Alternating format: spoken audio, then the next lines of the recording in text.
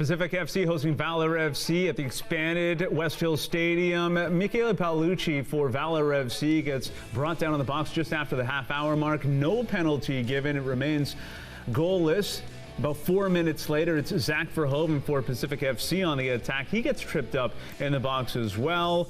No penalty given there. 0-0 at the break. Michael Petrasso, though, scores early in the second half, his 6th in the CPL. 1-0 for the visitors. Then it's Marcus Haber entering the match, and he scores to level this thing up. It's 1-1. Shortly after that, Marcus Haber, middle of your screen, is brought down just at the edge of the area. He wins a penalty there, steps up to the spots, and he converts it. Bagging his brace, man of the match, 2 goals for Pacific FC. They go on to win 2-1 at Westfield Stadium. Here's a look at the full-time stats. Valour FC with 21 shots to Pacific's 14. Pacific, though, winning this one 2-1. And the fouls heavily in favor of Pacific FC, something that stood out to Valour FC head coach Rob Gale. We tried to play football. We got bullied out of it. We've had the game taken away from us. Simple as that. It was taken from us today. Yeah. And we've had the better chances. We've hit the post, we've hit the bar. Mike's got a score and he's had the breakaway. One team tried to play football today and the other team committed persistent fouling, I felt, throughout the game, and they've ended up with 10 men and it could have been 8. It's infuriating because we've had it, I'll say it again, I've got to choose my words very carefully. We've had the game taken from us today in a game that we controlled it. Pretty much the whole match.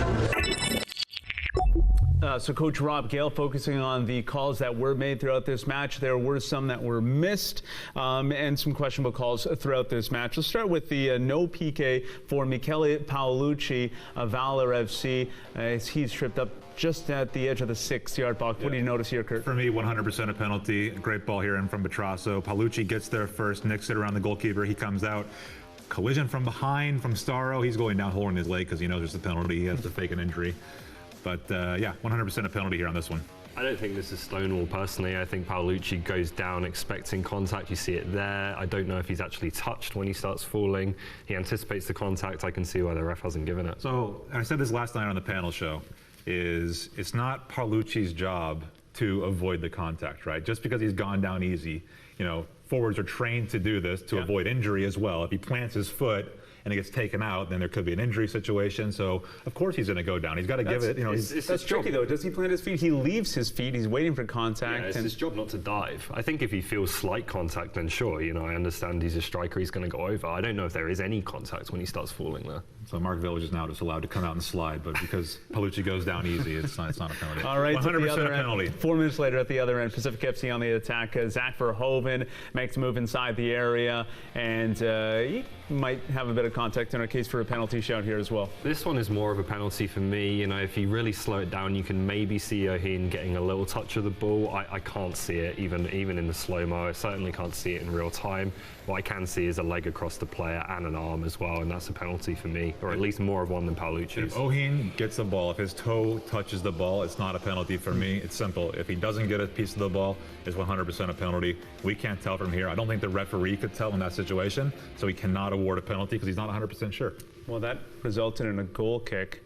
So you'd assume that there wasn't. It's got to be a corner or a penalty. That's right. So there's no corner. Maybe he kicked it off. Maybe he kicked it off for Verhoeven's foot. Shout for that. Okay. And then in the second half, the Marcus Haber penalty where we can agree contact. on. Yeah. No doubt that there's contact here, I guess, in a foul.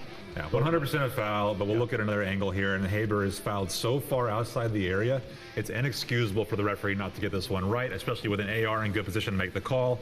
Foul happens at least a meter outside the penalty area. He carries into the box. Absolutely not a penalty, and why Rob Gale is 100% right that the game was taken away from him. Yeah, I'm going to cut the officials a bit of slack there. That happens very quickly. You know, the way Haber falls, his entire fall is in the box.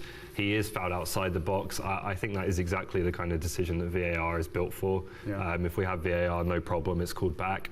It's an error, but it's an understandable one. You got a lot of notes there. You got a lot of notes there. Are you excusing the AR from not seeing that? Because he's perfectly lined up down the line. He should be able to see the penalty area and where the foul happens.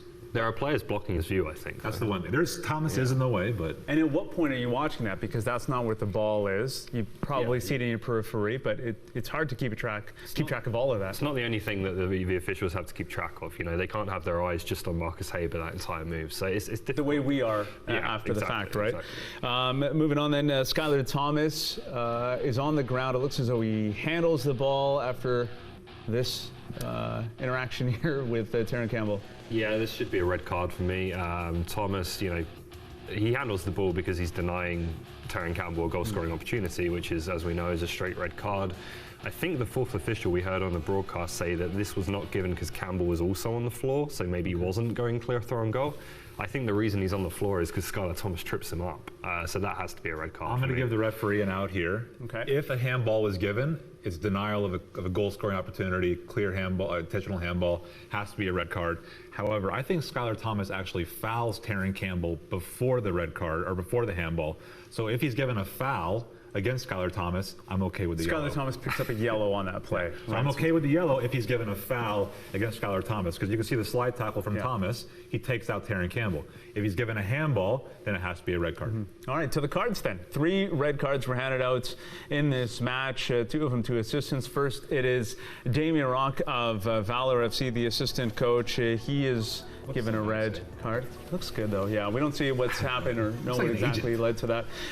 Then it's Matthew Baldissimo. This is ridiculous. He gets 2 yellows here, so it looks as though he gets a yellow for the foul, presumably, and then maybe a dissent for this. So a second yellow and a sending off.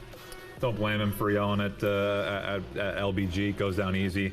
Referee completely lost the plot here at the end. Merriman's standing up like he's a kid on the playground. What did I do wrong? Doesn't know. He probably said something.